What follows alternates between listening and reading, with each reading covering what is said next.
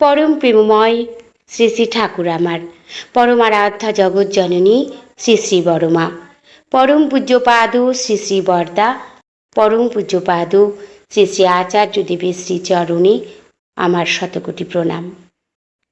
আমি শ্যামলী দেবনাথ, শ্যামার পরিবার চ্যানেলের সকল ভাই বোনেদের জানাই জয়গুরু ও ভালোবাসা। আমি শুরু করছি ইষ্ট প্রসঙ্গ আলোচনা। ইষ্টভীতি আমরা কেন করব, এ কথা নিয়ে অনেকের মনে অনেক রকম প্রশ্ন জাগে। পরম প্রেমময় শ্রী শ্রী ঠাকুর আমার এ বিধান দিয়েছেন। আমরা ইষ্টভীতি কেন করব? ইষ্টভীতি করব আমার নিজের মঙ্গলের জন্য। গুরুকে খুশি করা, গুরুকে তৃপ্ত করা, তাকে খুশি মনে ভোগ অর্ঘ্য নিবেদন করার কথা আমরা ভারতবর্ষের মানুষ চিরকালই কিন্তু সেটা জানি এবং মেনে এসেছি। যেমন শ্রীরামচন্দ্রকে শুধু একবার চোখে দেখার জন্য, তাকে সেবায় তুষ্ট করার জন্য কত বছর অপেক্ষা করে বেঁচেছিলেন বৃদ্ধা শবরী। তিনি দুর্বল শরীর নিয়ে প্রতিদিন নিজের হাতে ঘর দুয়ার পরিষ্কার করতেন, নদী থেকে জল নিয়ে আসতেন, গাছ থেকে একটি ফল পেড়ে ভালো করে সেই ফলটিকে দেখে তিনি তুলে রাখতেন, এই আশায় যদি আজ প্রভু তার ঘরে আসে, তার দেওয়া ফলমূল তিনি গ্রহণ করে এই আশায়। সত্যি সত্যি একদিন ভগবান রামচন্দ্র তার ঘরে এলেন এবং তার দেওয়া ফলমূল তিনি গ্রহণ করলেন, তার হাতে তিনি সেবা নিলেন। ভক্তের এই আকুলতা তাকে আসতে বাধ্য করেছে। তিনি যেভাবে ভক্তি মনে তাকে ডেকেছেন, তিনি আসতে বাধ্য। ভগবান কখনো না এসে পারে না, তাকে ডাকতে হবে সেই আকুলতা নিয়ে। তাই বৃদ্ধা শবরী মায়ের বেঁচে থাকা তার জীবন সার্থক। আমরা গীতায় পড়েছি, শ্রীকৃষ্ণ বলেছেন, প্রতিদানে কোনো কিছু পাওয়ার আশা না রেখে শুধুমাত্র দেওয়ার ইচ্ছা থেকেই যে দান করে তার দানই শ্রেষ্ঠ। ঈশ্বরকে কিছু দিলে তা কখনো ফুরোয় না, বরং বেড়ে ওঠে আরও থেকে আরও তর।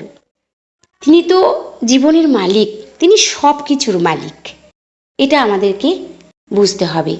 ঈশ্বরকে দেওয়া, তাকে খুশি রাখা, তাকে তৃপ্ত করা মানেই আমার ভালো থাকা।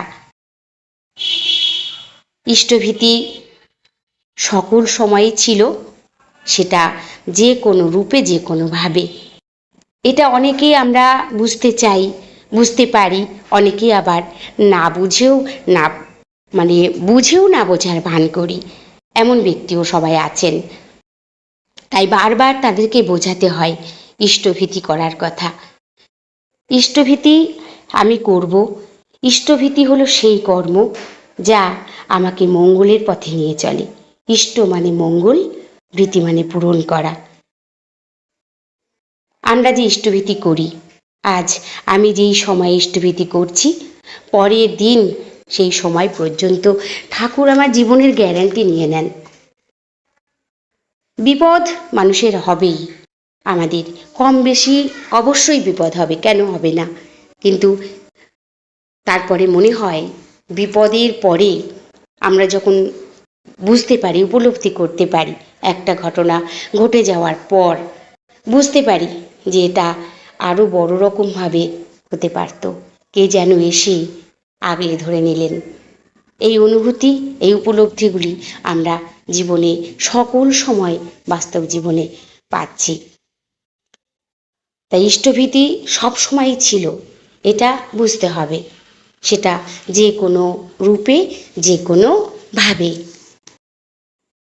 মুক্ত মনে ভালোবাসায় ভরা সেই দানে আসলে কিন্তু শিষ্য নিজেই বেড়ে ওঠে। নিজেই উন্নত হয়। তাই আমরা সবই বুঝতে পারি, আমরা যে বাড়ছি, আমরা যে বেড়ে উঠছি, এটা আমরা কিন্তু সকল সময় অনুভব করতে পারি। সেটা বুঝতে হবে। পরম প্রেমময় শ্রী শ্রী ঠাকুরকে ভালোবাসলে, তাকে জীবনে গ্রহণ করে তার নির্দেশ মতো পথে চলার চেষ্টা করলেই উপলব্ধি করা যায়। সকল সময় আমি বলি যে আমরা চেষ্টা করব, চেষ্টা করলেই আমরা বুঝতে পারি যে কতটা হলো। ঠাকুর বলেছেন, তুমি এমন হয়ে ওঠো যেন তোমাকে দেখলে সবাই বুঝতে পারে তুমি ঠাকুরের মানুষ। তাই আমাদেরকে ঠাকুরের নির্দেশ মতো চলে ঠাকুরের মতো হয়ে উঠতে হবে।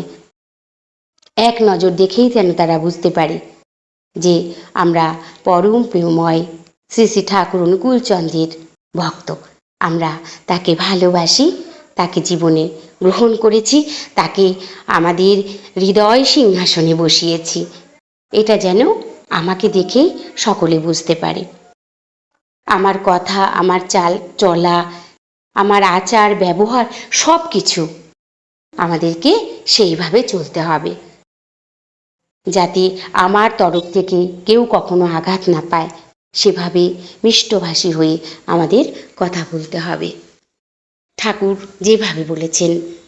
আর আমাদের শুরু হয়ে যাবে কালকে থেকেই শ্রাবণ পরিক্রমা। আমরা সকলেই শ্রী শ্রী বড় মার ব্রত পালন করে চলব। শ্রাবণ মাস মায়ের জন্ম মাস, তাই কাল থেকেই আমাদের আনন্দের দিন, আরও আনন্দের দিন। আমরা সকলেই চেষ্টা করব সেই আনন্দে যোগদান করতে। সবাই ভালো থাকবেন, সুস্থ থাকবেন। পরম দয়ালের শ্রী রাতুল রাঙা চরণে আমি সকলের জন্য মঙ্গল প্রার্থনা করি। জয় গুরু।